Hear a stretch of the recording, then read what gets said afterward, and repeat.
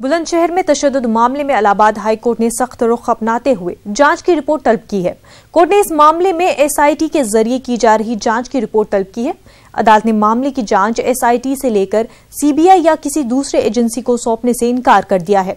Court इस मामले की अगली सुनवाई 18 जनवरी को करेगा। कोर्ट ने उनसे कहा कि आप इसमें जवाब दीजिए कि आपने अभी तक क्या किया। ऑर्डर ये किया है कि आप 18 तारीख तक काउंटर एफिडेविट दाखिल कीजिए। 18 तारीख लगे, 18 जनवरी। हनुमान जी की जात का मसला उलझता जा रहा है। कोई उन्हें दलित बता रहा है तो कोई ब्राह्मण, किसी ने उन्हें मुसलमान बता दिया है। अब उत्तर प्रदेश के वजीर लक्ष्मी नारायण चौधरी ने हनुमान जी को जाट बता दिया है। इसकी वजह उनकी जुबानी ही सुनिए। हनुमान जी जो सनातन धर्म में विश्वास करता है वो प्रत्येक व्यक्ति हनुमान जी की पूजा जरूर करेगा।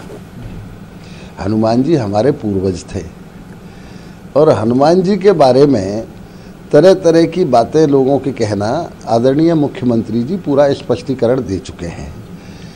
कल ये बात आई थी तो मैंने इतना कहा था कि देखिए, हम किसी भी स्वभाव से ये पता करते हैं कि ये किसके वंशज होंगे।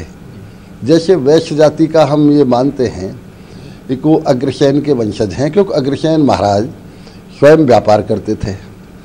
इसलिए जाट का स्वभाव होता है कि यदि किसी के साथ अन्याय हो रहा हो तो वो बगैर बात के, चाहे जाने पहचान हो या ना हो, वो उसमें ज़रूर कूद पड़ता है। तो अब ऐसे ही हनुमान जी जिस तरह से भगवान राम की पत्नी सीता माता का अपहरण हुआ और उसमें रावण ने किया, अब हनुमान जी उसमें बीच में दास के रूप में, भगवान राम के दास के रूप में बीच में शामिल हुए। तो जो हनुमान जी की प्रवृत्ति है वो जाटों की प्रवृत्ति से मिलती है। इसलिए मैंने कहा एक हनुमान जी जाट ही होंगे। मगरबी बंगाल के सिलीगुड़ी में एक चाय के गोदाम में आग लगी है। आग पर काबू पाने के लिए फायर ब्रिगेड की 4 गाड़ियां मौके वारदात पर मौजूद हैं। लोगों का कहना है कि आज सुबह आग लगी, मगर अभी तक आग लगने की वजूहात का पता नहीं चल पाया है। आग की वजह से अभी तक किसी भी जानी नुकसान की कोई खबर नहीं है।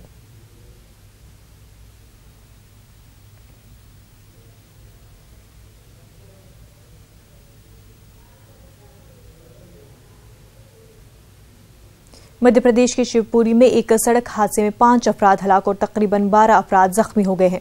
मरने वालों में गांव का सरपंच भी शामिल है। एक मालबरदार ट्रक के पलटने से यह हादसा पेश आया है। मकामी एमएलए और पुलिस इंतजामिया भी जाए हादसे पर पहुंचे।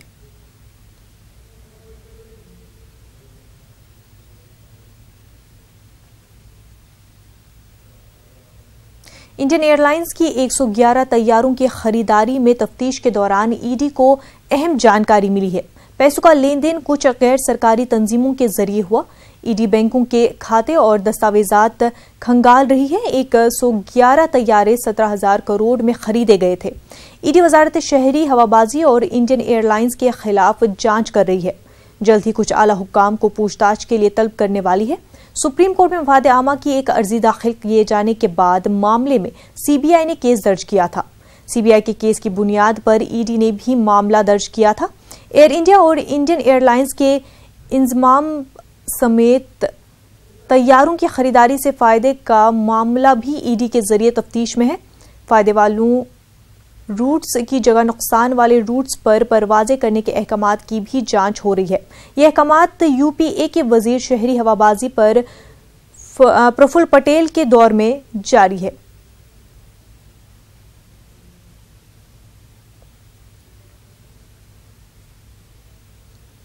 वादी कश्मीर में चिलई कलान यानी सरतरीन मौसम के 40 दिनों की शुरुआत आज से हुई है। वादी के लोगों ने पहले से ही इस मौसम से निपटने के लिए तैयारियां की हुई है। वादी कश्मीर इसके 4 मौसम गर्मा, मौसम सरमा, मौसम खिजा और मौसम बहार के लिए जानी जाती है। मौसम सरमा में 40 ऐसे दिन होते हैं जिनको चिलई कलान कहा जाता है। ये 40 दिन सरतरीन दिन होते हैं। इन 40 दिनों में वादी कश्मीर में सर्दी की शिद्दत में मजीद इजाफा हो जाता है। दर्जे हरारत मनफी में जाता है और इस दौरान काफी बर्फबारी भी होती है। चले कलान में सर्दी से बचने के लिए वादी कश्मीर में लोग रिवायती कांगड़ियों का इस्तेमाल के साथ साथ मोटे कपड़े और कमरों को गर्म करने वाली चीजों का इस्तेमाल करते हैं, मगर बिजली की अदम फराहमी लोगों की मुश्किलें बढ़ा रहा है।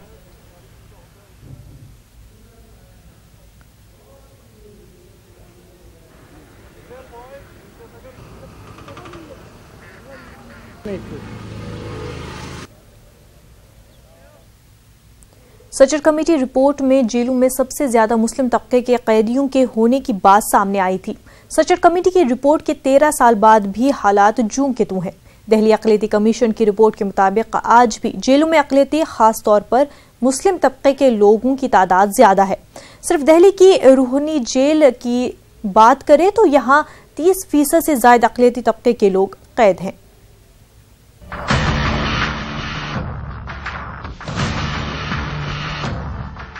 मगरबी बंगाल और महाराष्ट्र में गुज़िश्ता दिनों ये बात सामने आई थी कि जेलों में अक़लियतों खासकर मुसलमानों की तादाद काफी ज्यादा है, लेकिन अब ताज़ा मामले में दिल्ली की रूहानी जेल के आदाद शुमार बताते हैं कि जेल में 30% से ज्यादा अक़लियती तबके के लोग हैं और जिसमें 84% मुसलमान हैं। रूहानी जेल में कुल 1656 कैदी हैं, जिनमें 510 अक़लियती तबकों से ताल्लुक रखते हैं और इनमें 379 कैदी मुस्लिम तबके से ताल्लुक रखते हैं। दिल्ली अक़लियती कमीशन ने इन हालात पर तशवीश का इजहार किया है।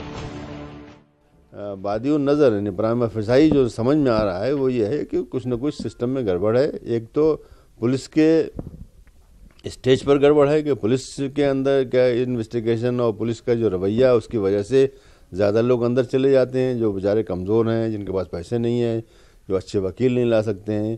किसी अच्छे रिसर्च इंस्टीट्यूट को या कोई बहुत अच्छा NGO जिस तरह काम करता है उसके ज़रिए स्टडी करा करके फिर ये चीज़ें हम सामने लाएंगे, जो कि जो सारे तिहाड़ के जेल हैं जो ग़ालिबन 19 के करीब हैं, सब जेलों में इसकी स्टडी होगी और उसमें करीब से देखा जाएगा और जिसकी भी वहाँ पर कोई शिकायत होगी तो उसके मुताबिक फिर हम आगे कदम उठाएंगे। और रूहानी जेल के कुल कैदियों में से 1465 अंडर ट्रायल कैदी हैं, जबकि 191 को सजा हो चुकी है। अक़लियती कैदियों में 335 मुस्लिम कैदियों के केस अंडर ट्रायल हैं और 44 को सजा हो चुकी है। सच्चर कमेटी से वाबस्ता रहे डॉक्टर जफर महमूद कहते हैं कि जब तक रोजगार और इम्तियाजी सलूक जैसे मसले खत्म नहीं होंगे तब तक हालात नहीं सुधरेंगे। एक वजह तो उसकी ये है कि चूँकि रोज़गार नहीं है, रोज़गार से महरूम है लोग। दूसरी चीज़ ये है कि ये भी एक और भी फैक्टर है जिसका कि बड़ा रोल है और वो है तासुब। मतलब किसी अगर मुसलमान ने किया है कुछ तो वो ज़रूर पकड़ा जाएगा और अगर गैर मुस्लिम ने किया है तो ज़रूरी नहीं पकड़ा जाए। दिल्ली में तकरीबन 20% अक़लियतों की आबादी है, जिसमें मुस्लिम आबादी तकरीबन 12.5% है। ऐसे में मुस्लिम तबके के लोगों का जेलों में ज्यादा तनासुब होना सवाल तो जरूर उठाता है। न्यूज़ 18 उर्दू के लिए दिल्ली से खुर्रम शहजाद की रिपोर्ट।